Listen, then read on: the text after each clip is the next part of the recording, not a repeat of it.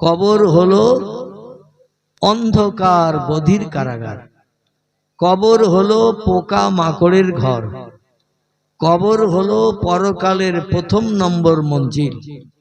তিরমিজি শরীফের হাদিসে পয়গম্বর জানিয়েছেন, মানুষ মারা যাওয়ার পরে কবরে গেলেই প্রথম পরীক্ষকেরা আসে দুইজন মুনকির নকির। তারা এসে প্রশ্ন জিজ্ঞাসা করে, উত্তর দিতে পারলে পরবর্তী যত পরীক্ষা আছে সে পরীক্ষায় পাশ করার সুবিধা হবে।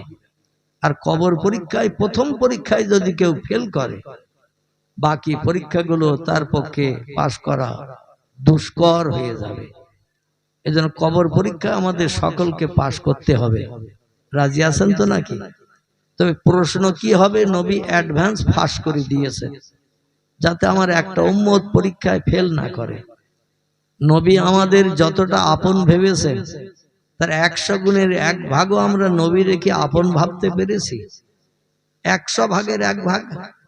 নবী আমাদের যতটা আপন ভেবেছেন জাহান্নামের আগুন থেকে বাঁচানোর জন্য, তাই তিনি দুনিয়ায় বেঁচে থাকতেই প্রশ্ন ফাঁস করে দিলেন, উম্মত মণ্ডলী কিয়ামত পর্যন্ত পৃথিবীতে তোমরা যারা এসেছো এবং আসবা, নবী বলছেন দৈনন্দিন ফজরের নামাজ অন্তে ডাইনে বামে সালাম ফিরানোর পর যদি জায়নামাজের পাটিতে বসে নামাজ শেষ হওয়ার পরে যদি কমপক্ষে 7 বার করে দৈনন্দিন আমার উম্মতেরা এই পরীক্ষকদের প্রশ্নের উত্তর ফজর নামাজ বাদ ভোরের সময় যদি দৈনন্দিন পাঠ করে, আল্লাহু রব্বি মুহাম্মাদুন নবিয়্যু আল ইসলামু দীনি, প্রতিদিন পড়তে হবে কবার?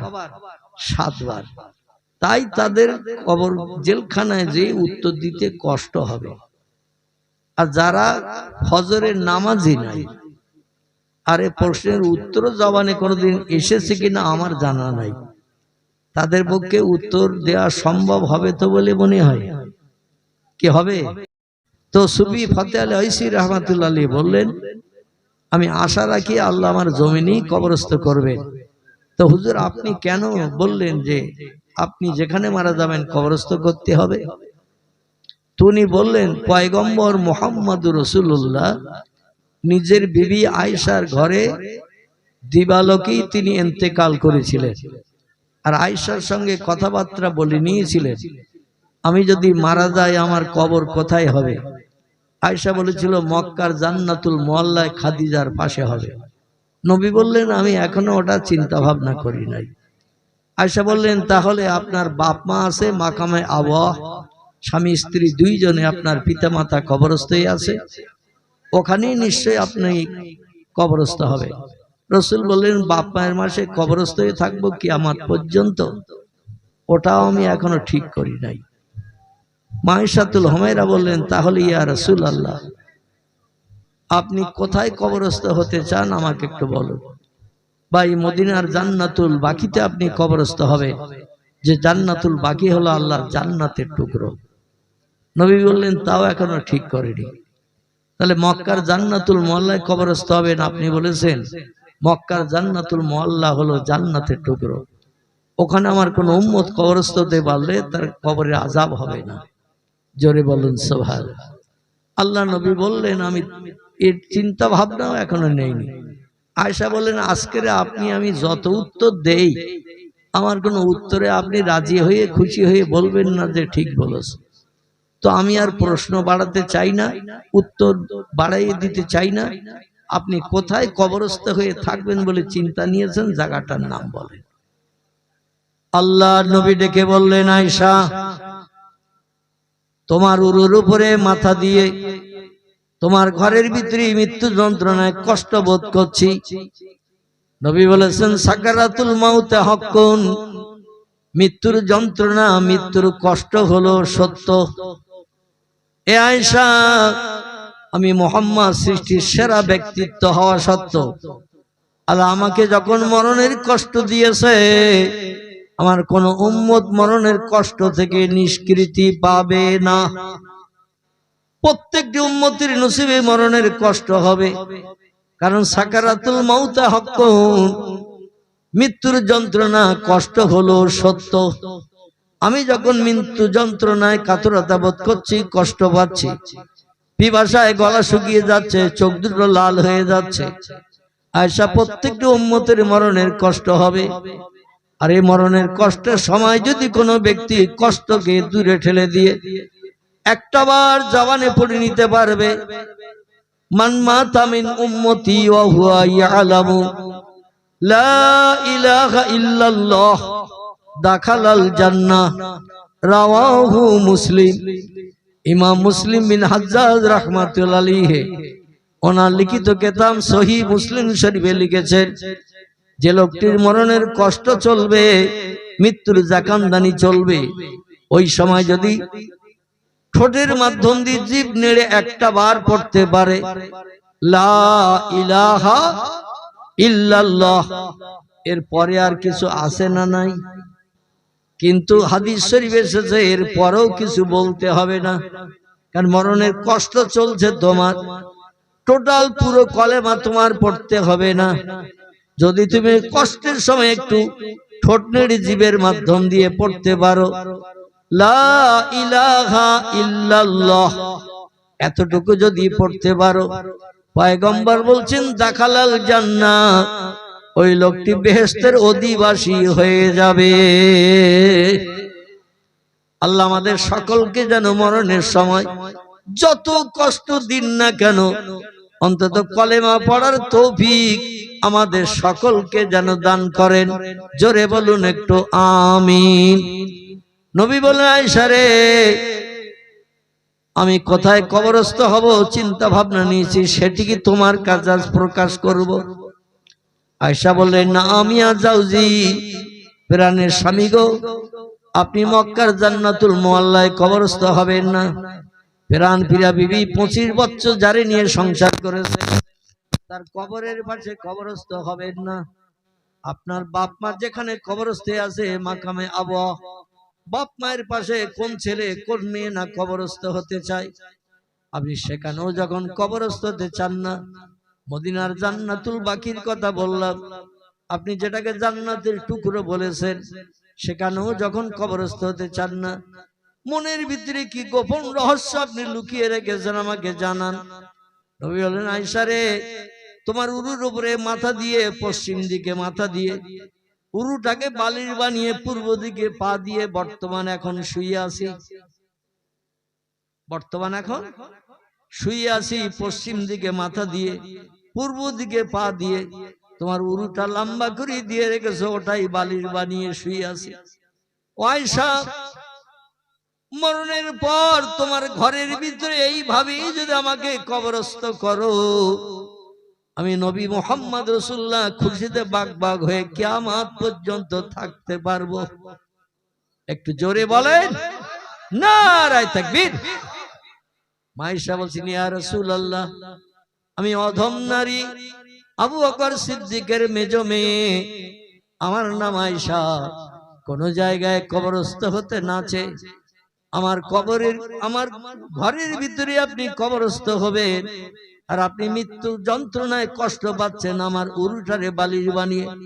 আপনার মাথাটা উরুর উপরে উঠিয়ে রেখেছি, আপনার মাথাটা বর্তমান পশ্চিম দিকে, পা দুখানা পূর্ব দিকে।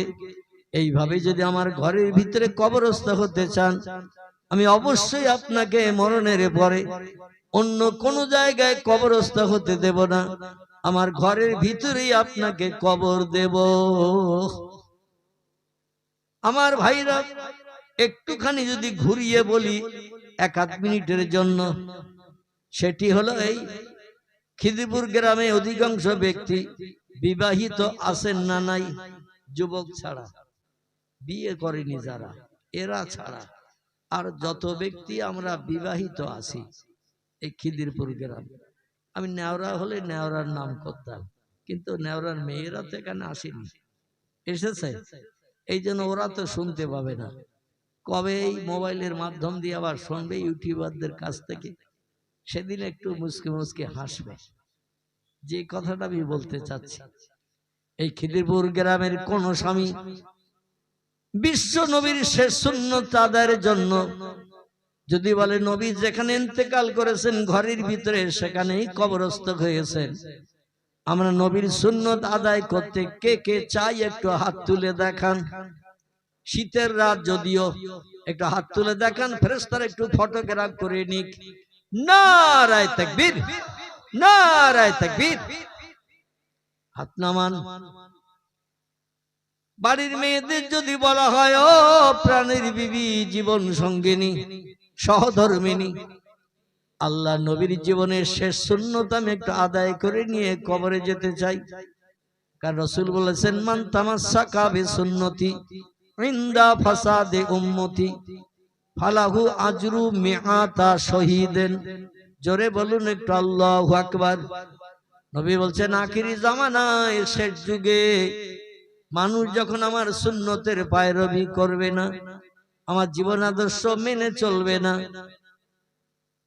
ওয়াহাল্লালা হালালাহু ওয়া হাররামা হারামাহু, আল্লাহ কোরআনে যেগুলো আমাদের জন্য মান্যতার জন্য ঘোষণা করে দিয়েছেন, ওয়াহাররামা হারামাহু, যেগুলো আমাদের জীবন আদর্শের সঙ্গে মিলিত করে চলতে নিষেধ করেছেন, আমরা যদি আল্লাহর কোরআনের বিধান মান্যতা করে হালাল জিনিসগুলো আমরা যদি আমল করি এবং হারামগুলো যদি বর্জন করি, তাহলে কোরআনের মান্যতা দেয়া হবে।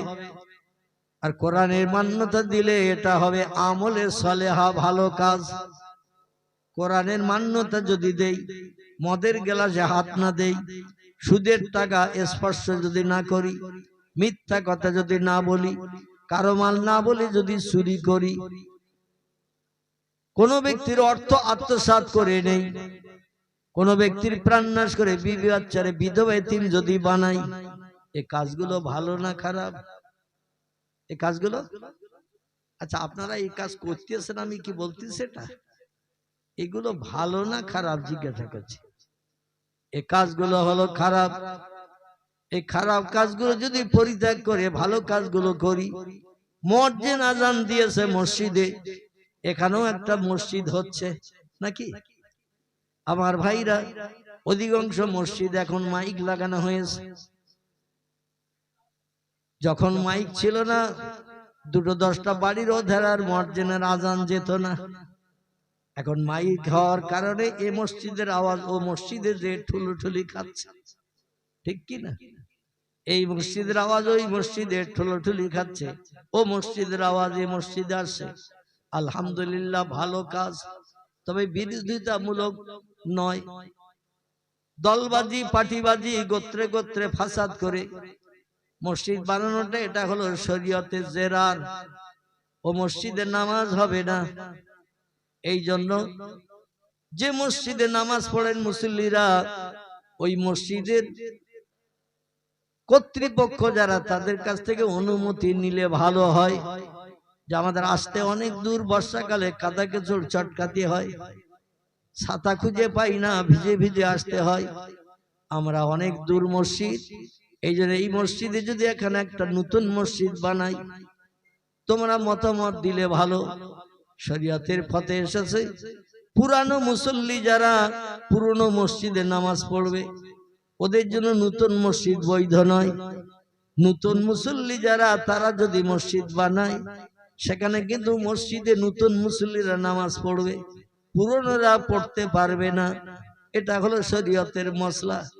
যাই হোক, আমি যেটা বলতে চাচ্ছি সেটি হলো এই, পয়গম্বর মুহাম্মদ রাসূলুল্লাহ সাল্লাল্লাহু আলাইহি সাল্লামের সুন্নত আদায় করতে যে আমাদের মেয়েদের যদি বলি, ঘরের ভিতরে খাটের উপরে নিশ্চয়ই মরণ হবে, হসপিটালে নিয়ে যাস না, ডাক্তার আর দেখাস না, আমি আর বাঁচবো না।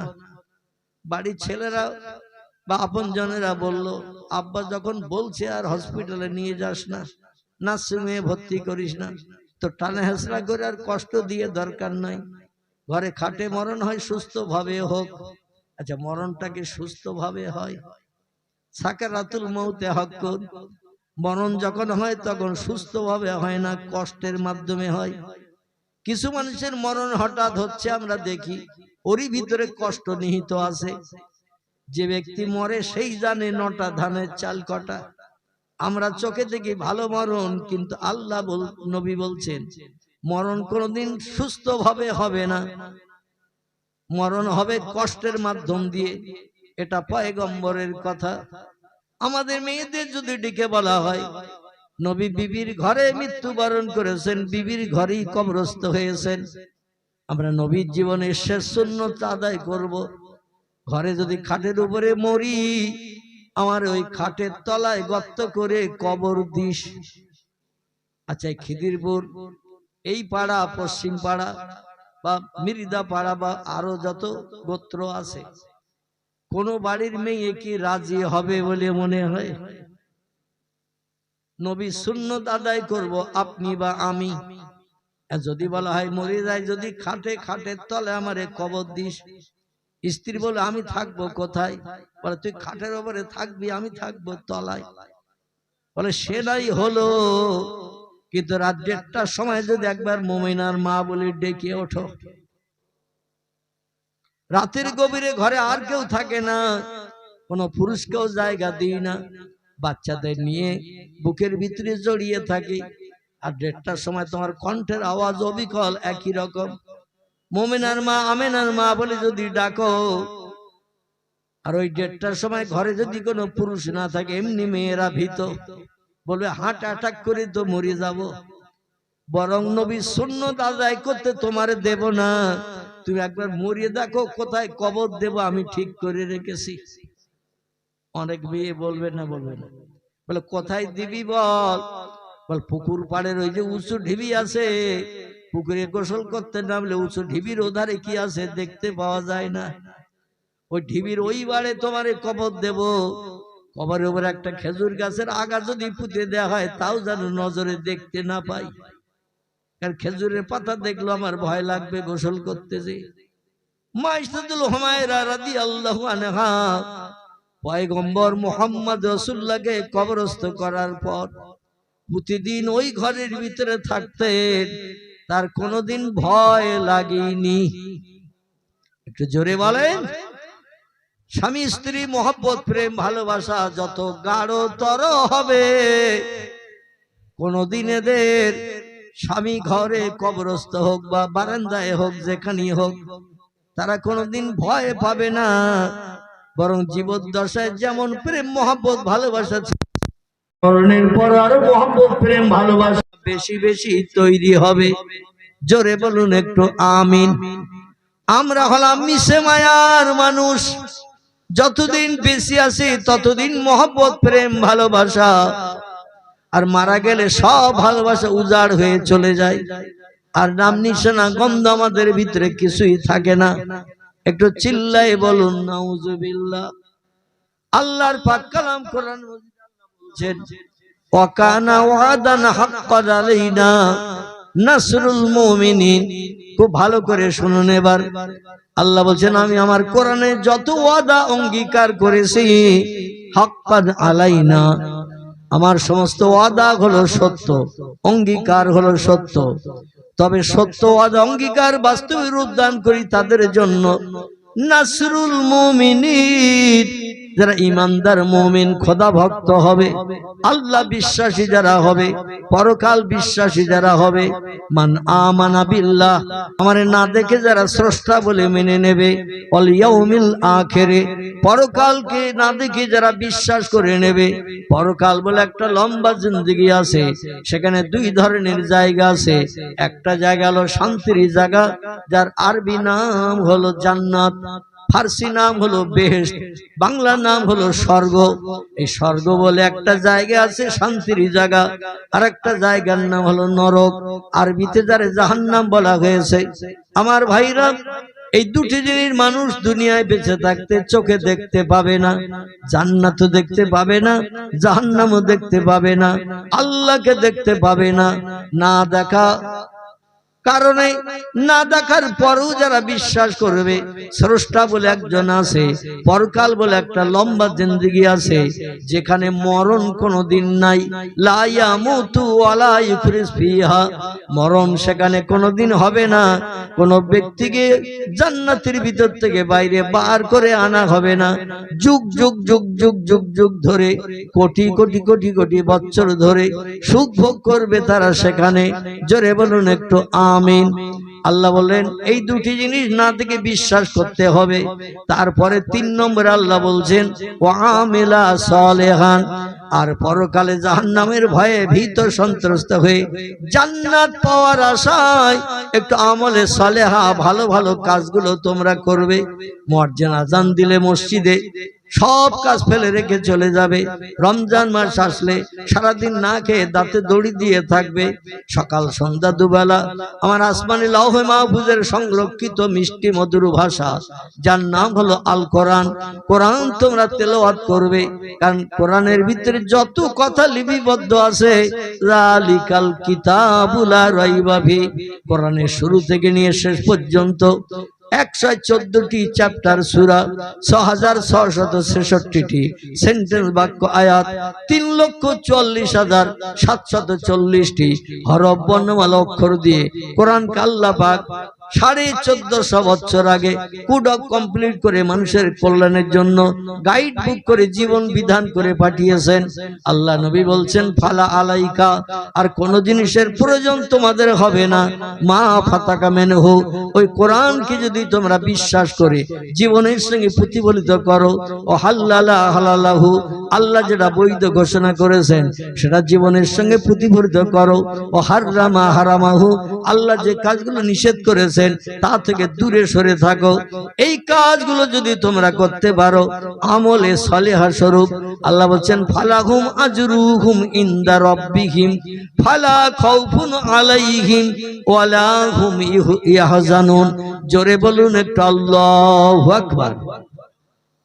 কোরআনে সূরা বাকারার কথা আল্লাহ বলছেন যদি তোমরা আমারে না দেখে বিশ্বাস করো, পরকাল জান্নাত জাহান্নাম আছে না দেখে যদি বিশ্বাস করো, আর জাহান্নামের আগুন থেকে নিষ্কৃতির জন্য জান্নাতের অধিবাসী বানার জন্য আমলে সালেহা ভালো কাজগুলো যদি করতে পারো, ফালাহুম আজরুহুম ইনদা রাব্বিহিম, তোমাদের পরওয়ারদিগারের তরফ থেকে উত্তম পুরস্কারে তোমাদের বিভূষিত করা হবে। ফালা খাউফুন আলাইহিম, বিপদে মুসিবতে কোনো ভয় পেতে হবে না, ওয়ালা হুম ইয়াহজানুন, রাতের আধারে ঘুম কামাই করে চিন্তা করতে হবে না, ও চিন্তা হলো আমি আল্লাহ আমার। একটু জোরে বলেন। আচ্ছা, কোরআনের কথা এগুলো তো মিথ্যা নাকি? মিথ্যা।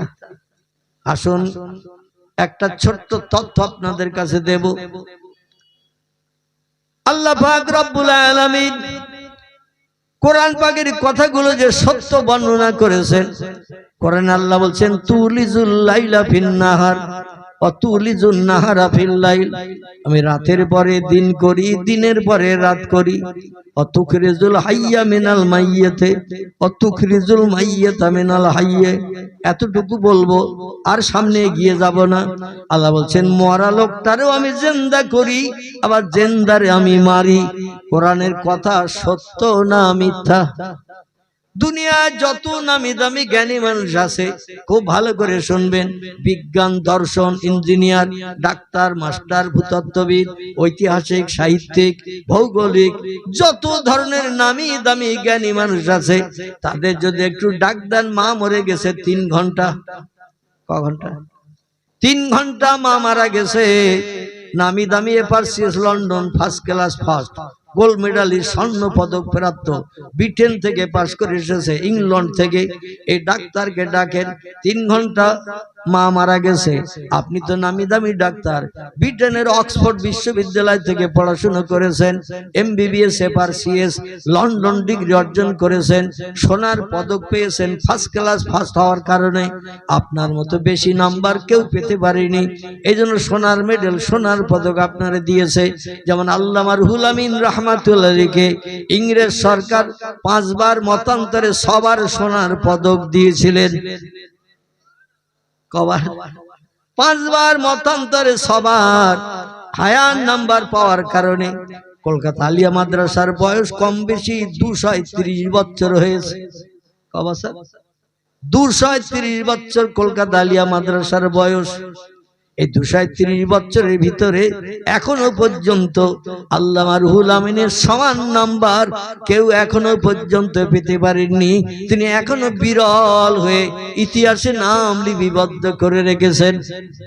আল্লামা রুহুল আমিন বিরল মর্যাদা পেয়েছেন, একসঙ্গে দুই হাতে কলম চালিয়ে তিনি কিতাব লিখতেন। আজ পর্যন্ত পৃথিবীর কোন ব্যক্তি, তামাম পৃথিবীর 256টা দেশের কোন ব্যক্তি একসঙ্গে দু হাতে কলম চালাতে পারে না।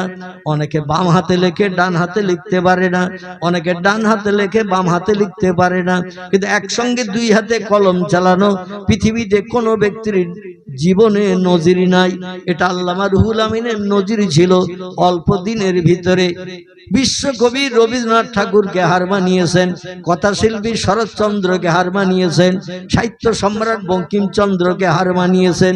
অল্প কিছু দিনের ভিতরেই দুই হাত দিয়ে কলম চালানোর কারণে 147 খানা কেতাব, 12,000 পৃষ্ঠার কেতাব তিনি লিপিবদ্ধ করে অমরত্ন লাভ করে রয়েছেন। কত হাজার?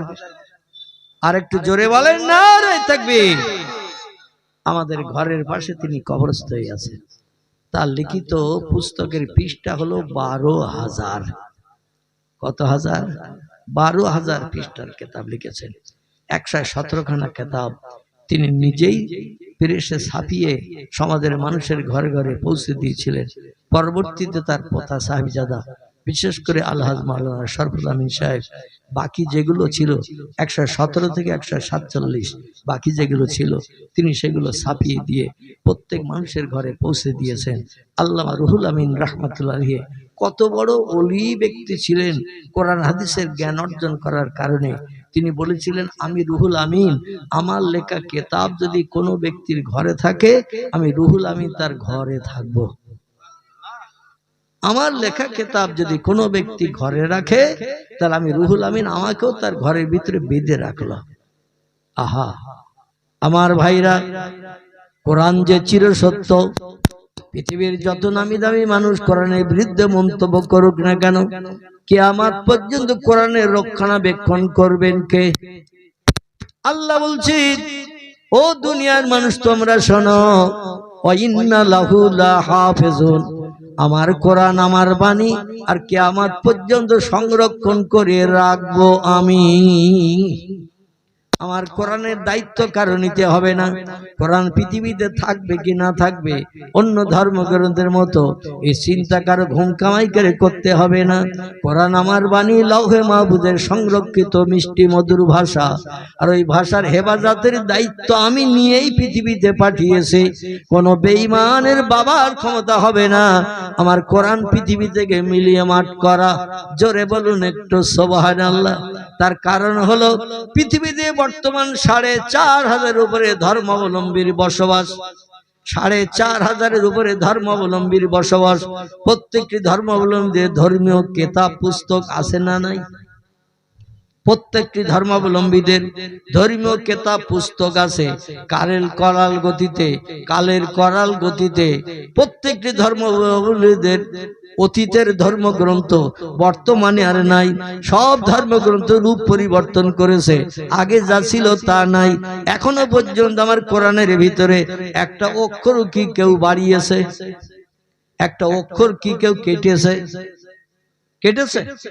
একটা অক্ষর কেউ কাটে নাই, একটা অক্ষর কেউ বাড়াই নাই।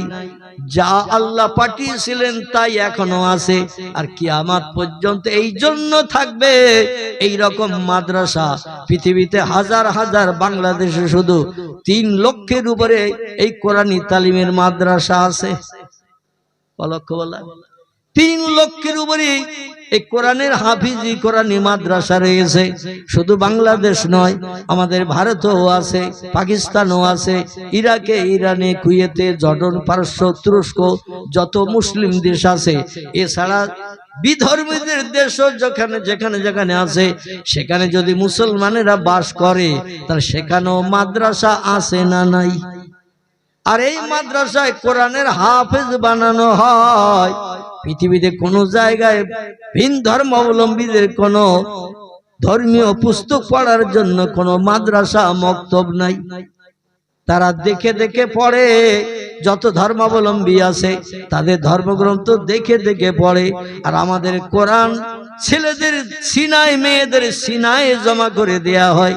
সব ধর্মগ্রন্থগুলো যদি এক জায়গায় করা হয়, সব দেশের থেকে সরকারি মাধ্যম দিয়ে সব ধর্মগ্রন্থগুলো যদি এক জায়গায় করা হয়, করে যদি বস্তাবন্দি করে কিংবা পেট্রোল কেরোসিন ঢেলে দিয়ে সব ধর্মগ্রন্থগুলো যদি পড়ানো হয়, সব ধর্মগ্রন্থ পৃথিবী থেকে বিলুপ্ত হয়ে যাবে।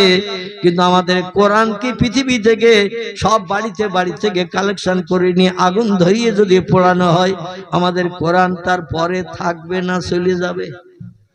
আমাদের কোরআন তারপরেও থাকবে। তার কারণ হলো এই যে মাদ্রাসার ছাত্ররা কোরআনের হাফেজ হয়ে পাগড়ি মাথায় দিয়ে বাড়ি চলে যাচ্ছে। হাফেজদের আলেমেরা ডাকবে আলেমেরা, কারণ যারা লেখাজোখা করে, হাফেজ যারা পড়াশোনা করে হিফজ করেছে, এরা কিন্তু কোরআন লিখতে পারে না। এরা কোরআন লিখতে বললে লিখতে পারবে না, কিন্তু অনর্গল পড়তে পারবে। আলেমেরা লেখার মাধ্যম দিয়ে পড়ে, এই জন্য হাফেজদের মুখে শুনবে আর আলেমেরা লিখে দেবে কোথায় বড় কাব লিখতে হবে, কোথায় ছোট কাব লিখতে হবে, কোথায় আইন লিখতে হবে, কোথায় গাইন লিখতে হবে, কোথায় তৈ লিখতে হবে, কোথায় জয় লিখতে হবে, কোন অক্ষরটা কেমন। এটা আলেমেরা 18 বছর মাদ্রাসায় পড়েছে এবং কলম দিয়ে দিয়ে তারা লিপিবদ্ধ করেছে। পরীক্ষা দেওয়ার সময় লিখে লিখে পরীক্ষা দিতে হয়েছে। এজন্য হাফেজ পড়বে, আলেমেরা কোরআন তৈরি করবে। 2 দিন 5 দিন 10 দিন সময় নিলেই নতুন কোরআন আবার প্রত্যেকের ঘরে ঘরে পৌঁছে যাবে। জোরে বলুন একটু সুবহানাল্লাহ। কিয়ামত পর্যন্ত কোরআন পৃথিবীতে কোন ধর্মাবলম্বী হিংসা করে বিলুপ্ত করতে পারবে না। কোরআন ততদিন পর্যন্ত থাকবে, আল্লাহ যতদিন পর্যন্ত কোরআন পৃথিবীতে রাখবেন। তবে এক সময় কোরআন পৃথিবী থেকে উঠে যাবে। মানুষ যখন আর কোরআন পড়বে না, কোরআন বিশ্বাস করবে না, কোরআন মেনে চলবে না, নায়ক নায়িকা বিজ্ঞান দর্শন ইঞ্জিনিয়ারদের তারা জীবনের আদর্শ মতো চিন্তা ভাবনা করে চলবে। মান তাশাব্বাহা বিকওমিন ফাহুয়া মিনহু। আল্লাহ নবী বলছেন আমার উম্মতের এমন একটা সময় আসবে, বিধর্মীদের জীবন আদর্শ কথাবার্তা খাওয়া দাওয়া চালচলন আমার উম্মতরা বাস্তবে রূপদান করে চলবে। ইসলামী আদর্শ আমার উম্মতদের যখন পছন্দ হবে না, ইসলামী আদর্শ যখন মেনে চলবে না, ওই সময় আমি আল্লাহ আমার আসমানি লৌহে মাহফুজের মিষ্টি মধুর সত্য বাণী সত্য কথা আল কোরআন আমি পৃথিবীতে রাখবো না। আমি কোরআন একদিন রাতের বেলা আসমানে উঠিয়ে নেব। আর কোরআন যতদিন এই পৃথিবী থেকে আসমানে উঠে না যাবে, ততদিন দুনিয়া ধ্বংস হবে না। এই কোরআন একদিন থাকবে না, কিন্তু যার ঘরে যা আছে সব সাদা কাগজ থাকবে, অক্ষরগুলো সব উঠে চলে যাবে। আর যতদিন কোরআন আসমানে উঠে না যাবে, ততদিন দুনিয়া ধ্বংস হবে না, কিয়ামত হবে না। এই জন্য কোরআন থাকা ভালো না খারাপ? কোরআন থাকা ভালো। আসুন এই কোরআনের কথা এবার একটু বলি। একটা ছোট্ট তথ্য দেব। রাত গভীর হয়ে গেছে, শীতকালীন সময়, তবে আল্লাহর অফুরন্ত রহমত, এই মাদ্রাসা কমিটি একেবারে খুব নিম্ন পর্যায়ের, খুব নিম্ন পর্যায়ের, কিন্তু এরা সুন্দর করে পরিবেশ বানিয়ে অনেক টাকা খরচ করে এই জলসার অ্যারেঞ্জমেন্টটা করেছেন। এত সুন্দর লাইটিং মাইকিং, বিশেষ করে মাথার উপরে কত সুন্দর দর্শনীয় একটা প্যান্ডেল করেছে, লম্বা টাকা খরচ করেছে। আমার ভাইরা উদ্দেশ্য হলো কোরআনের সৌন্দর্য রক্ষা করা। জোরে বলুন একটু সুবহানাল্লাহ। আল্লাহ বলেন আমি মরারে জিন্দা করি, জিন্দারে মারি। এটাকে বিশ্বাস হয় আপনাদের? হয়? যদি বলেন হুজুর I don't like your theory, আপনার যুক্তি আপনার কথা আমরা বিশ্বাস করি না। বিজ্ঞান যেটা পারে না, ইঞ্জিনিয়ার পারে না, ডাক্তার পারে না, মাস্টার পারে না, ভূতত্ত্ববিদরা পারে না, ভৌগোলিক পারে না, ঐতিহাসিক পারে না। আর আপনি বলছেন আল্লাহর কোরআনে আল্লাহ বলেছেন মরারে আমি জিন্দা করি, জিন্দারে আবার মারি। শুধু একটু শব্দ ব্যবহার করি, কোন কি শব্দ? কোন শুধু একটু বলি, ফায়াকুন সঙ্গে সঙ্গে হয়ে যায়। এটা হলো আমি আল্লাহ আমার ক্যারিশমা। জোরে বলুন একটু সুবহানাল্লাহ। আল্লাহ কেমন মরা জিন্দা করেন আর জিন্দারে কেমন মারেন, দুই দিকে একটা একটা ছোট্ট তথ্য দেব। শোনার মতো মানসিকতা আছে না নেই? যদি থাকে তাহলে বলবো, আর যদি না থাকে তাহলে এখানেই দোয়া করে দিয়ে দেব। আমার পূর্ববর্তী বক্তা আপনাদের কাছে কিছু হাত পেতেছে, আপনারা যথেষ্ট তার হাতে মানে সাহায্যের জবানি দিয়ে আপনারা ওয়াদা করেছেন। আমার আবার আগামীকাল প্রোগ্রাম আছে মালদা জেলার ইংলিশ বাজার, সকালেই বেরিয়ে যেতে হবে। গতকাল ছিলাম বাংলাদেশে, সেটাও তো বললাম আমি এসে, এই জন্য আমার একটু সকালে সকাল আজকে বাড়ি গেলে ভোরবেলা আবার উঠে নামাজ কালাম করে একটু গোসল করি, গরম পানি দিয়ে গোসল করি বেরিতে হবে। সেদিকেও মগজে ঘুরপাক খাচ্ছে। তবে ছোট্ট ছোট দুটো কথা, একটা জেন্দারে আল্লাহ কেমন মারেন, মরারে কেমন জেন্দা করেন, দুই দিকে দুটো তথ্য দেব। কোরআন যে সত্য এখনো পর্যন্ত পৃথিবীর মানুষ যে বিশ্বাস করে, কিছু মানুষ বিশ্বাস করে না। আসুন তার বাস্তব তথ্যটা আপনাদের কাছে পরিবেশন করি, একটু প্রাণ ভরে উচ্চ রবে দরুদ শরীফ পড়ে নেন। আল্লাহুম্মা সাইয়্যিদিনা মাওলানা ওয়া আলা আলে সাইয়্যিদিনা মাওলানা। খোঁজ করিয়া আসল তারা, খোঁজ করিয়া আসল তারা তোমারি কুটুরির সম্মুখে। নবী পাকের নূরের ঝলক লাগলো তাদের চক্ষুতে।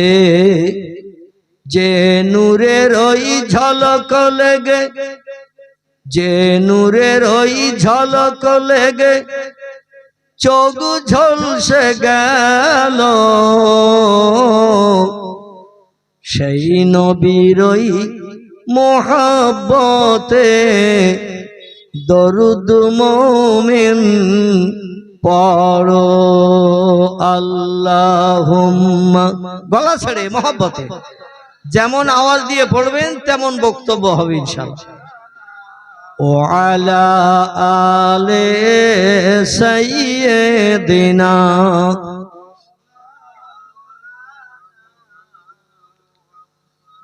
ইরাকের দেশে আল্লাহর দুইজন ওলি ব্যক্তির আগমন হয়েছিল। একজন ব্যক্তির নাম হযরত আল্লামা হাফেজ কারি সরি শক্তি রহমাতুল্লাহ আলাইহি। কি নাম বললাম? সরি শক্তি রহমাতুল্লাহ আলাইহি। ওনার একজন যোগ্য ছাত্র ছিল, ছাত্রটির নাম হযরত আল্লামা শাহ শিবলি নোমানী রহমাতুল্লাহ আলাইহি, যিনি বিশ্ব নবীর জীবনী গ্রন্থ লিখেছেন সিরাতুন নবী। নবীজির একটা জীবনী গ্রন্থ লিখেছেন এই আল্লামা শাহ শিবলি নোমানী রহমাতুল্লাহ আলাইহি। নবীজির জীবনী গ্রন্থ মানুষের কাছে খুব প্রিয় এবং পছন্দনীয়। নবীর ভালো জীবন হিসাবে বিশ্ববাসীর কাছে খুব পছন্দনীয়। বইটির নাম হলো সিরাতুন নবী। নবীর জীবন আদর্শ নিয়ে একটা বই লিখেছেন তিনি। এই ছাত্রটি যার নাম হযরতে আল্লামা শাহ শিবলি নোমানী রহমাতুল্লাহ আলাইহি, ইরাকের জমিনে দাজলা নদীর পার্শ্ববর্তী এলাকায় তিনি সরি শক্তির মাদ্রাসায় কোরআনী তালিম নেওয়ার জন্য পড়াশোনা করতে গেলেন। আজকের যেমন তিনটে ছেলে পাগড়ি নিল, সবকে এক পাড়ার বিভিন্ন জায়গাতে নাকি বিভিন্ন জায়গা থেকে পড়তে এসেছে। যার সরশক্তি যেমন সে তেমন ভাবে কোরআনকে সিনায় জমা করেছে। যাদের ব্রেন মগজ একটু নরমাল তাদের একটু সময় লাগে বেশি, যাদের ব্রেন মগজ সাফ তাদের একটু তাড়াতাড়ি হয়ে যায়। 3 মাসের ভিতরেও অনেক ব্যক্তি কোরআনের হাফেজ হয়েছে। কমাস বললাম ইমাম তিরমিজি রাহমাতুল্লাহ আলাইহির নাম, বিখ্যাত হাদিসের কিতাব লিখেছেন যিনি, সুনানে তিরমিজি। এই তিরমিজি রাহমাতুল্লাহ আলাইহি 3 মাসে কোরআন শরীফ হেফজ করে সিনায় জমা করেছিলেন। তাদের মগজটা আল্লাহ একটু সাফ করে দিয়েছিলেন। যাই হোক, তো শিবলি রাহমাতুল্লাহ আলাইহি সরি শক্তির মাদ্রাসায় যে কোরআনের হাফেজ হওয়ার জন্য তিনি পড়তে গেলেন। খুব সংক্ষেপ করে বলছি, রাত অনেক হয়ে গেছে। তো অল্প কিছুদিনের ভিতরে ব্রেন মগজ সাফ পরিষ্কার থাকার কারণে তিনি কোরআনের হাফেজ হয়েছেন। হাফেজ হওয়ার পরে মাদ্রাসা এই রকম একটা অনুষ্ঠান করা হয়েছে। প্রত্যেকটি মাদ্রাসায় যখন হাফেজদের পাগড়ি পরানো হয়, কম বেশি এইরকম একটা অনুষ্ঠান করা হয়। অনুষ্ঠানে বক্তারা আসেন বা আল্লাহওয়ালা মানুষেরা আসেন, পীর সাহেবেরা আসেন, এসে ছাত্রদের মাথায় পাগড়ি পরিয়ে দেয়। আচ্ছা, যারা কোরআনের হাফেজ হয়েছে এদের কি কোনো প্রোগ্রেস রিপোর্ট দেওয়া হয়, মার্কশিট? একটু কথা বলে না সুলাইমান নবীর মতো ঘুমিয়ে চোখ আগলা করে দিয়েছে? কোরআনের হাফেজ হলে তাদের কি কোনো প্রোগ্রেস রিপোর্ট, মার্কশিট, রেজাল্ট দেওয়া হয়? ওদের মার্কশিট, রেজাল্ট, প্রোগ্রেস রিপোর্ট হলো মাথায় পাগড়ি জড়ানো। বুঝতে পেরেছেন? এই পাগড়ি জড়ানো মানে ওরা কোরআন শুরু থেকে শেষ পর্যন্ত সিনায় জমা করেছে। পাগড়ি জড়ানোটাই হচ্ছে ডকুমেন্ট।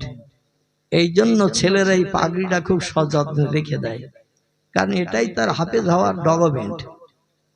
তো শিবলি ডেকে বলছেন, বাবা আজকে তোমার মাথায় পাগড়ি পরানো হবে, খুব ভালো করে শুনবে।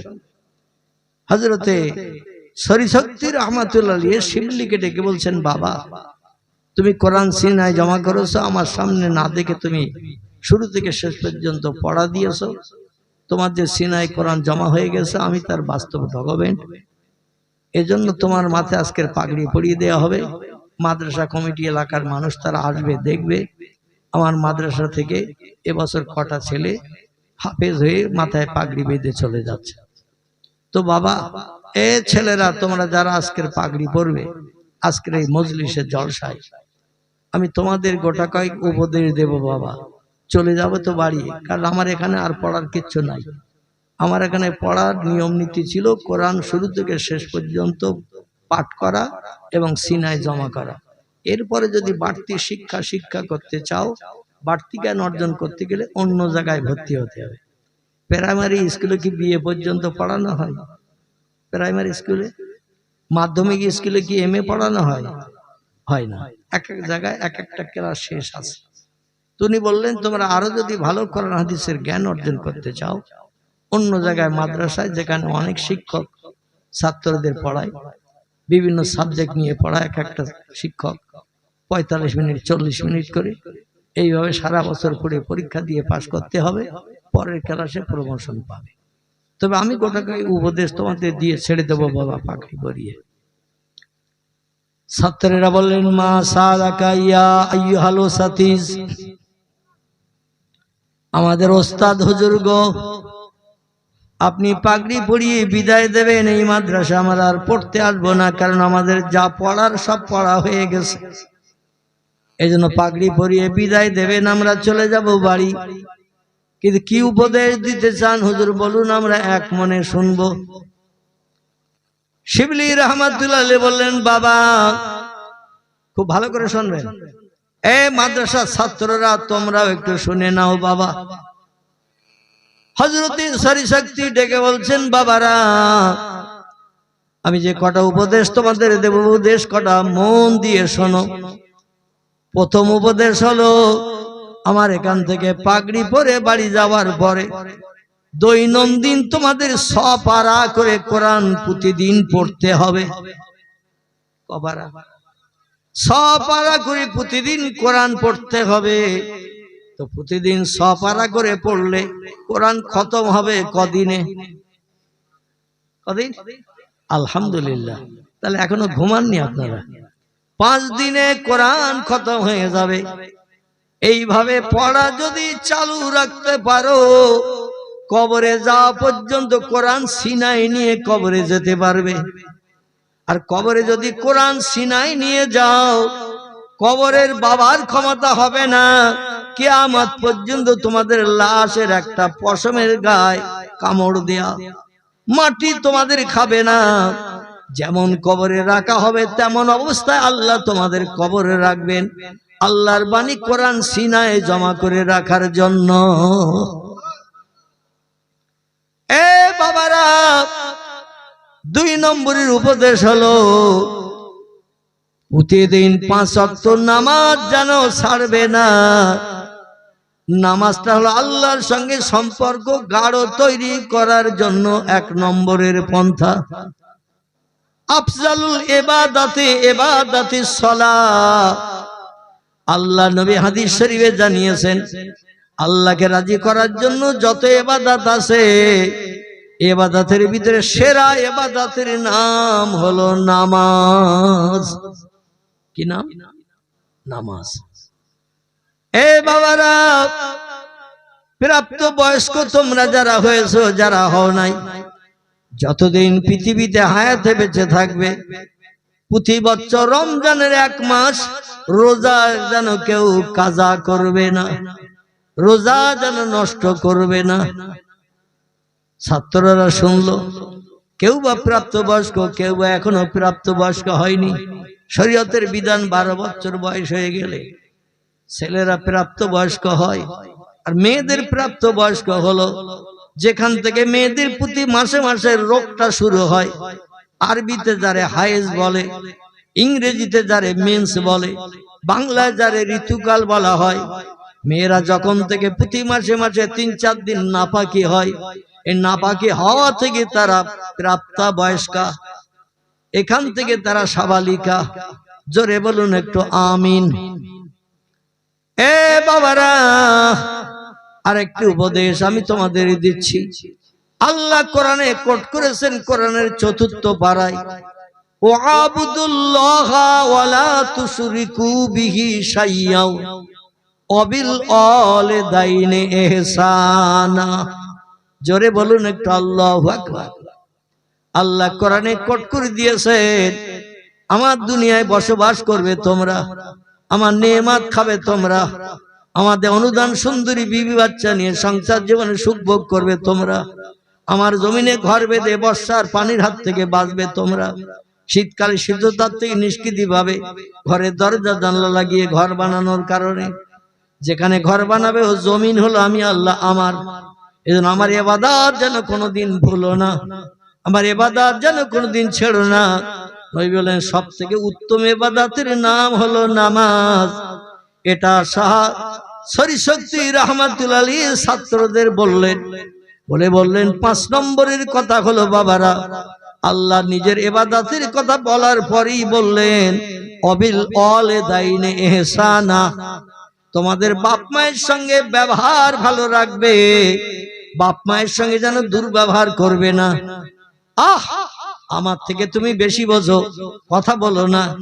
এখানকার ছেলেরা অবশ্য ধমকি দেয় না, নরম স্বরে মায়ের সঙ্গে কথা বলে, বাপের সঙ্গে কথা বলে। কিন্তু অনেক জায়গায় দেখা যায় বাপেরে ভাতও দেয় না, মারও ভাতও দেয় না। মাঝে মধ্যে বলে, বাপের বাড়ি যাও, আমি আর খেতে দিতে পারবো না। আর এই বলার মূলে থাকে একজন, আমি তারে বিশেন মন্ত্রী বলি। কি মন্ত্রী? আমি তারে বিশেন মন্ত্রী বলি। সারা রাত 1 বালিশে মাথা দিয়ে কান কামড়ায় যারা। তোমার মা বুড়ি হয়ে গেছে, পেশাব করে, পায়খানা করে, নোংরা করে, ঘর দুর্গন্ধ হয়। তোমার মারে বাপের বাড়ি পাঠিয়ে দাও, সেখানে যা পারে করুক। আমরা বাড়ি পরিষ্কার পরিচ্ছন্ন রাখার জন্য তোমার মারে আর রাখবো না। অন্যথায় তোমরা যেখানে বুড়ি বাপেরে মারে, সরকারি তরফ থেকে কিংবা বেসরকারি তরফ থেকে বৃদ্ধ বৃদ্ধাদের এক জায়গায় রাখা হয়, সেখানে পরিবেশন করানো হয় টাকার বিনিময়ে। এর কি বলা হয়? বৃদ্ধাশ্রম। তোমার মারে বৃদ্ধাশ্রমে রেখে এসো, 2000-4000 দিতে হয়, তোমার মাইনের থেকে দিও। আমি নাকে কাপড় দিয়ে আর পারি না। অবশ্য খিদিরপুরের মারা এরম ঘটনা জীবনে ঘটায়নি, আর ভবিষ্যতে ঘটবে না। তারা যদি একটাবার চিন্তা করে, আমার বাপ মার সঙ্গে আমার ভাবিরা যদি এই রকম দুর্ব্যবহার করে, তাহলে আমার জন্য করাটা শোভা পাবে। কিন্তু আমি যদি এই রকম দুর্ব্যবহার করি, আমার ভাইয়ের স্ত্রীরা আমার দেখা দেখি তারাও ওই রকম ব্যবহার করবে না। ওর ওনার মেয়ে যখন শাশুড়ি তাড়িয়ে দিচ্ছে, শাশুড়ি মারতেছে, মাঝে মাঝে গলা ধাক্কান দিচ্ছে, তাহলে আমরা আর কেন শাশুড়ির ভাত দেব, শ্বশুরের ভাত দেব? দেখা দেখি চাষ, গায়ে গায়ে বাস। একজনের দেখলে আরেকজন সেই পন্থা অবলম্বন করে। আল্লাহ বলেন অবিল ওয়ালিদাইনি ইহসানা, বাপ মায়ের সঙ্গে ইহসান করবে, ভালো ব্যবহার করবে, নরম স্বরে কথা বলবে। আল্লাহ নবী বলছেন ইল্লা উফেন, আল্লাহ কোরআনে বলছেন ইল্লা উফেন, যদি কোনদিন তোমার বাপ তোমার মা তোমার আচার ব্যবহারে আকলাকে যদি একদিন আহ উহ এইরকম একটা শব্দ যদি উচ্চারণ করে, তুমি যত বড় পীর হও, যত বড় ওলি হও, যতবার হজ করো, তুমি যত ওয়াক্ত নামাজ মসজিদে যে পড়ো, রাতের গভীরে তাহাজ্জুদ যদি তুমি পড়ো, আল্লাহ কোরআনে বলছেন বাপ মা যদি অখুশি হয়ে যায়, ওই বান্দার জীবনের কোন ইবাদত আল্লাহ কবুল করবেন না, সব মাঠে মারা যাবে। এর জন্য আমি যুবক ভাইদের কাছে অনুরোধ রাখছি, আমি তো দুইজনকে হারিয়ে ফেলেছি। নবী বলছেন মায়ের চেহারার দিকে দৈনন্দিন যদি 100 বার তুমি ভালো মনে তাকাও, 100টা নফল হজের সওয়াব আল্লাহ তোমার নাম আমলে লিখে দেবেন। কটা? 100 বার যদি দৈনন্দিন মায়ের চেহারার দিকে একটু মুস্কি হাসি দিয়ে তাকাও, মারে যদি কিছু জিজ্ঞাসা করো কিছু লাগবে নাকি মা, তোমার কিছু প্রয়োজন আছে নাকি, একটু হাসি মুখে ভালো মনে যদি মায়ের চেহারার দিকে তাকিয়ে মিষ্টি কথা বলে মায়ের মুখে যদি একটু হাসি বার করতে পারো, মারে যদি খুশি করতে পারো, 100 বার তাকালে 100টা নফল কবুল হজের সওয়াব আপনার আমার নামে লিপিবদ্ধ আল্লাহ করে দেবেন। নবী বলছেন যাদের বাপ মা বিদায় হয়ে গেছে এদের জান্নাতে যাওয়ার রাস্তা বন্ধ হয়ে গেছে। এই জন্য যারা আমার মতো অভাগী, আমার মতো অভাগা, বাপ নাই মা নাই, হাজার চেষ্টা করলো আর ফিরে পাওয়া যাবে না, যাবে না। আমার এখনো মনে আছে কলকাতা আলিয়া মাদ্রাসায় যখন পড়াশোনা করতাম, বেলা 4টে পর্যন্ত মাদ্রাসা করে 5টা থেকে আবার বঙ্গবাসী কলেজে ক্লাস করতাম, রাত 10টা পর্যন্ত ক্লাস করে লাস্ট ট্রেন ধরে বাড়ি ফিরতাম। বাড়ি আসতে আসতে কোনদিন 12:30টা, ট্রেন মাঝে মধ্যে লেট হলে 1টাও বেজে যেত। ওই ভ্যাবলা স্টেশনে নেমে হাঁটতে হাঁটতে বাড়ির দরজায় যখন আসতাম, বাড়ির অধিকাংশ মানুষ সব গোবর সাপের নাকের আওয়াজে ফোঁস করে ঘুমাতো। বাড়ি ফিরে দেখি ঘরের বারান্দায় টিপ টিপ করে একটা লম্প বাতি টেমি জ্বলছে। টেমি বোঝেন তো? টেমি এখন তো সব বাড়ি বাড়ির ইলেকট্রিক লাইন, টেমির আর লাইন নাই, টেমি জ্বলছে পিট পিট করে। আস্তে আস্তে আমি এগিয়ে যাই, সবাই ঘুমিয়ে আছে। যে দেখি আমার জনম দুঃখিনী মা, আমি 20 টাকা দিয়ে একটা চরকা কিনে দিয়েছিলাম, চরকা, সেই চরকায় সুতো পাক দিয়ে দিয়ে নলি হচ্ছে। আমি ডেকে বলি মা গো, রাত 1টা বেজে গেছে, সারা পাড়ার মানুষ রাত ঘুমিয়ে পড়েছে, তুমি এই রাত জেগে জেগে কেন সুতা ভরছো নলিতে, চরকায়? মা বলছে তুমি বাড়ি আসবা জানি, খেয়ে গেছো সেই সকালবেলা, বাড়ি আসছো রাত 1:30টার সময়, আর আমি যদি জেগে না থাকি কে তোমারে খেতে দেবে গো বাবা? আমার ঘুম লাগলো, ঘুমাই না। জোরে বলুন একটু সুবহানাল্লাহ। আমার ভাইরা, এ দায়িত্ব পালন করেছিলেন প্রিয় নবী মুহাম্মদ রাসূলুল্লাহ, প্রাণ প্রিয়া বিবি, যার নাম ছিল হযরতে খাদিজা। ভোর পর্যন্ত দরজার গায়ে পিঠ লাগিয়ে দাঁড়িয়ে থাকতো। স্বামী কলেমার দাওয়াত দিয়ে ভোরবেলা গোপনে গোপনে ঘরের দরজায় আসবে। আমারে জোরে ডাকতে পারবে না, কারণ পাশে আবু জেহেলের ঘর, আবু লাহাবের ঘর। ওরা যদি শুনতে পায় ডাকের আওয়াজ, দৌড়িয়ে এসে বলবে আইনা তাযহাব ইয়া মুহাম্মদ, এত রাত্রে তুমি কোথা থেকে আসছো? আর নবীরা কি মিথ্যা কথা বলে? নবী তো ঘুরিয়ে আমাদের মতো মিথ্যা কথা বলতে পারবে না। একটু প্রয়োজনে অমুক জায়গায় খেজুর বাগানে গিয়েছিলাম, মিনা ময়দানে গিয়েছিলাম, নিজের প্রয়োজন ছিল। আমরা মাঝে মধ্যে ঘুরিয়ে বলি না, বলি না? পয়গম্বর এবং ওলিদের দুটি আদর্শ অতি উত্তম। একটি আদর্শ হলো তারা মিথ্যা কথা বলে না, দুই নম্বরের আদর্শ হলো বাপ মাকে কোনোদিন অখুশি করে না। জোরে বলুন একটু সুবহানাল্লাহ। আমার ভাইরা, শাহ শিবলি ডেকে বললেন, শাহ সরি শক্তি রহমাতুল্লাহ ডেকে বললেন, ছাত্ররা বাড়িতে যখন চলে যাবে বাপ মা যেটা বলবে সেটা মান্যতা দেবে, বাপ মায়ের সঙ্গে সম্পর্ক ভালো রাখবে, বাপ মা যে হুকুম করবে সেটা বাস্তবে রূপদান করে পিতা মাতার মুখে হাসি ফুটাবে, তাহলে আল্লাহ তোমার উপরে রহম করম দান করবেন, তুমি আল্লাহর প্রেমিক প্রিয় বান্দা সাব্যস্ত হয়ে যাবে বাবারা। তাহলে তোমাদের ভবিষ্যতে কারো কাছে যে আর হাত পাততে হবে না। জোরে বলুন একটু আমিন। শিবলি বাড়ি ফিরে আসবেন অন্য ভাইদের সঙ্গে। হুজুর শেষ কথাটা বললেন, বাবারা আমি আর একটা উপদেশের কথা বলছি, এটার একটু মান্যতা দেওয়ার চেষ্টা করবে। ছাত্রা বলো, মা সালাকা ইয়া আইয়ুহাল ওসাতিস, আমাদের ওস্তাদ হুজুর গো বলুন আমাদের আর কি মান্যতা দিতে হবে। উনি বললেন, যখন বাড়ি চলে যাবে আল্লাহর কোরআনের তালিমের জন্য একটা মাদ্রাসা তৈরি করবে। এই হাফেজ ইয়াকুব সাহেব পাড়ার আরো তো আলেম হাফেজ মোল্লা মৌলবী অনেক আছে না নাই? এই খিদিরপুর গ্রামে আরো আছে না নাই? কিন্তু তার সৎ উদ্দেশ্যটা কতটা একটু চিন্তা ভাবনা করেন। শাহ সরি শক্তি রহমাতুল্লাহ বললেন, বাবারা বাড়ি যে একটা কোরআনী তালিমের মাদ্রাসা বানাবে, এলাকার ছেলে মেয়েদের কোরআনী তালিম দেবে। আল্লাহর কোরআন যে ঘরে তেলাওয়াত হয় সে ঘরে আসমানি গজব পর্যন্ত আসে না। জোরে বলুন একটু সুবহানাল্লাহ। আল্লাহ হাড়িতে দানায় দানায় বরকত দেয়, রুজিতে শ্রীবৃদ্ধি করে দেয়। রোগ বেমারি থেকে আল্লাহ ওই বাড়ির মানুষকে নিষ্কৃতি রাখেন। আসমানি গজব বালা মুসিবত ওই ঘরে আসে না যে ঘরে দৈনন্দিন কোরআন তেলাওয়াত হয়।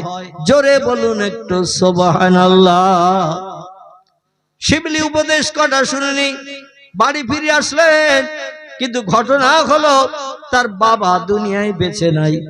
অধিকাংশ মাদ্রাসায় দেখবেন বাপ হারা ছেলে, মা হারা ছেলে, এই রকম ছেলেদের মাদ্রাসায় ভর্তি করানো হয়।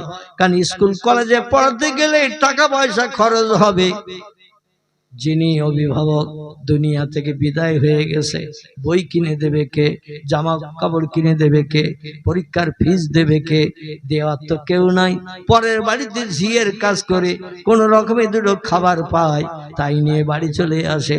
মা বেটা দুইজন এক জায়গায় বসে বসে ভাগ করে করে খায়। আচ্ছা, বেটা এবং মা যদি দুইজন পরের বাড়ি ঝিয়ের কাজ, কাজের মেয়ের কাজ করে যদি আসে, খাবার যেটা তারা দেয় ও খাবারটা মা বেশি নেয় না ছেলেরে বেশি দেয়? কারে বেশি দেয়? আহারে 32টি নারী ছাড়া ব্যথা, এটা কেবল মা ছাড়া পৃথিবীতে কেউ জানে না। না না, কেউ জানে না, কেউ জানে না। একটা বাচ্চা যখন মায়ের উদর থেকে পৃথিবীতে আসে, বিজ্ঞানীরাও একমত, তফসিরের কেতাবও একই তথ্য দেয়া হয়েছে। সূক্ষ্ম সূক্ষ্ম সরু সরু 32টা নাড়ি ছিঁড়ে একটা বাচ্চা, ছেলে হোক বা মেয়ে হোক, এই পৃথিবীর জমিনে যখন ভূমিষ্ঠ হয় 32টা নাড়ি ছিঁড়ে আসে। দেহের 3 ভাগের 2 ভাগ রক্ত এই নাড়ি ছেঁড়ার কারণে বেরিয়ে যায়। অনেক মা বেহুশ হয়ে যায়, অনেক মার ধৈর্য সহ্য করে পরবর্তী তার নিঃশ্বাস টেনে ফেলতে পারে না। কত মা সন্তান প্রসব করতে যে মৃত্যুর করে ঢলে পড়ে না, পড়ে না, কত মা মারা যায়, কত মা। আমার ভাইরা, এই পৃথিবী থেকে সন্তানের নাড়ি ছেঁড়া ব্যথার কথা মনে রেখে তারা দেখবেন সন্তানকে বেশি খাওয়ায়, নিজে গালের ভিতর থেকেও খাবার বার করে সন্তানের খাওয়ায়। জোরে বলুন একটু আমিন, জোরে বলুন একটু আমিন। আসুন একটু দাঁড়িয়ে যাই আমরা নবীজির দরবারে, সোনার মদিনা একটু সালাম পেশ করে নেই। যারা বাইরে শীতে ঠান্ডায় দাঁড়িয়ে আছেন একটু ভিতরে ঢুকে আসবেন। আর লম্বা আলোচনা হবে না, ইনশাল্লাহ অন্যদিন আবার করা যাবে। সকলে একটু নবীজির মোহাম্মতে সালাম পেশ করুন। ইয়া নবী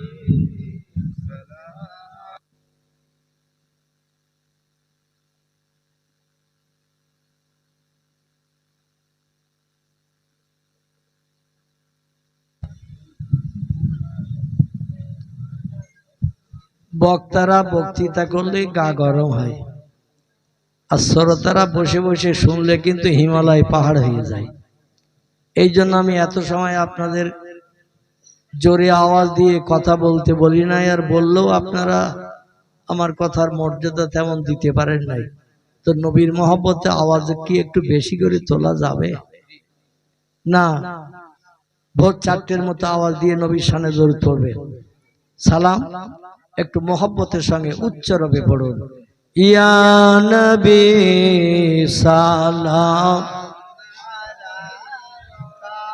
ইয়া রাসূল সালাম, ইয়া হাবিব সালাম আলাইকা সালাতুল্লাহ।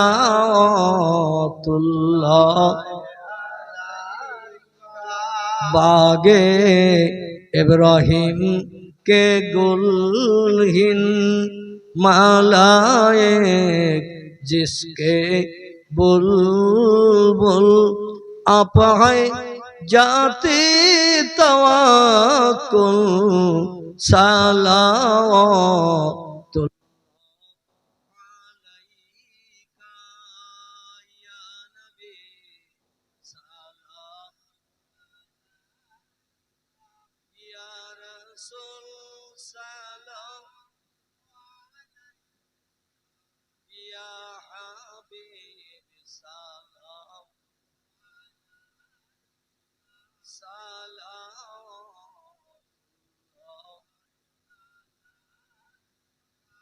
জিবরাইল আওয়াজ তুলিল আসমানে দরওয়াজা খোলো গো, এসেছেন নবীদের সরদার হবে যে খোদা দিদার। ইয়া নবী সালাম আলাইকা, ইয়া রাসূল সালাম,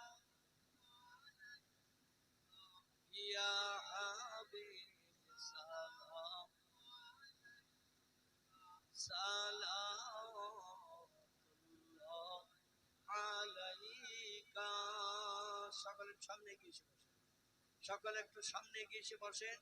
যারা রাস্তার উপরে দাঁড়িয়ে আছে তাদের একটু ভিতরে ঢোকার সুযোগ করে দিন। বালাগাল উলা বিকামাল।